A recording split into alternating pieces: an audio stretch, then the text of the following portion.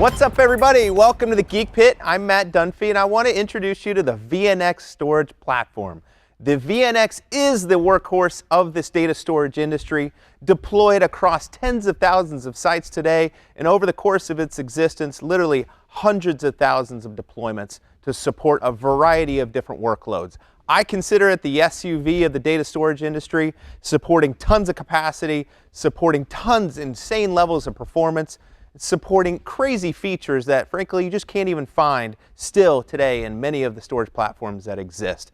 Everything from file services to block services to every protocol on the planet, from FTP, NFS, CIFS, file, iSCSI, Fiber Channel, you name it, the VNX can support it. Not only that, but the feature list that exists inside this system literally is endless. Tons of capabilities, tons of features, very general purpose, but does some extremely good things extremely well. Enough said, let's check it out. If we log into the interface here, you'll notice it's a very simple, kind of later generation system or interface, administrative console. You'll see the typical dashboard, you'll see our storage pools. Everything in VNX has moved to a very simple construct built around storage pools that simplifies the administration. We have all the aspects of our system we can take a look at. We have our capacity summary and a nice pie chart for our executive staff, and then any particular alerts that we need to be aware of or we need to close out as a part of our change control process. We can take a look at the system itself. We can look at a variety of different aspects. We can look at the hardware. We can run some reports. We can set up our own monitoring and alert functions. And then when we look at the hardware, we can take a look at the file aspects, the storage aspects, look at the individual disk level, a lot of different pieces here. What I think slick is what you'll notice, everything is very presentable, very easy to access. You have different views on the left-hand side here for very specific list-oriented details. We have visual views if you want to look at the front and back of the system. And then on the right-hand side, for very common tasks, or activities that you might want to engage in. We have wizards and a lot of different hyperlinks on the side to make that easier. And you'll notice that throughout many aspects of the console itself. We'll come back to storage here and take a look at it.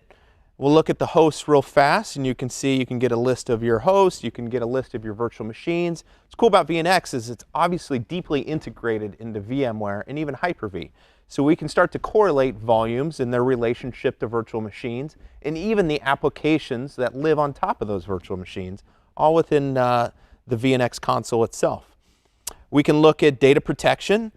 We can do everything from snapshotting on schedules to remote replication of very complex nature if need be, one to many, many to one, heterogeneous, including things like deduplication and compression to minimize the amount of bandwidth that takes place in your environment. And then hundreds, if not thousands, of snapshots can exist across the file system side and the block side, depending on what you're trying to deploy. So again, a lot of different data protection aspects to allow you to customize and adjust what you're serving up in the way of storage for any particular application.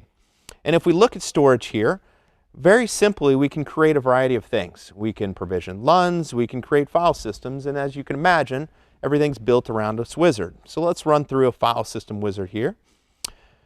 We will align to a storage pool. You know, there is an ability to do things manually if there's a very specific need you're trying to address. We'll select the marketing storage pool, always has capacity available. One to the name of the file system we're looking to create. We'll give it a small size. We can do things like deduplication. Let's turn that on. Let's leverage VAI if we're running NFS for data stores. Lots of things here around file level retention. Again, feature rich. Let's go ahead and click through here. We can set auto extension. So we want to make sure that this file system can extend on its own in case it runs out of capacity, and we can put thresholds and limits in place there. We have quotas we can deploy if need be. And that's it. Click finish. File system will be created, and we can deploy that however we see fit. We can mount it on a Windows host and begin to deploy and drop files in. And then lastly, you've got your basic settings around network and security for things like iSCSI and initial configuration. And then for support, Lots of available options within support here. There's chat, there's the ability to request and log tickets directly from the administration console of VNX without even having to call in. All of those available once you log in on your profile and your account with EMC and the support team. So there you have it, just a sneak peek into the basic functionality of the VNX. As you saw, there are a lot of things you can do. There's really limitless capabilities that exist for the VNX, customizing it, building it to a variety of different environments, or just simply deploying it for basic storage needs.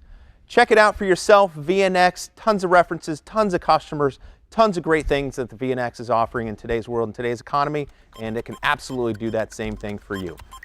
That's it for the Geek Pit today. Thanks for checking in. We'll see you soon.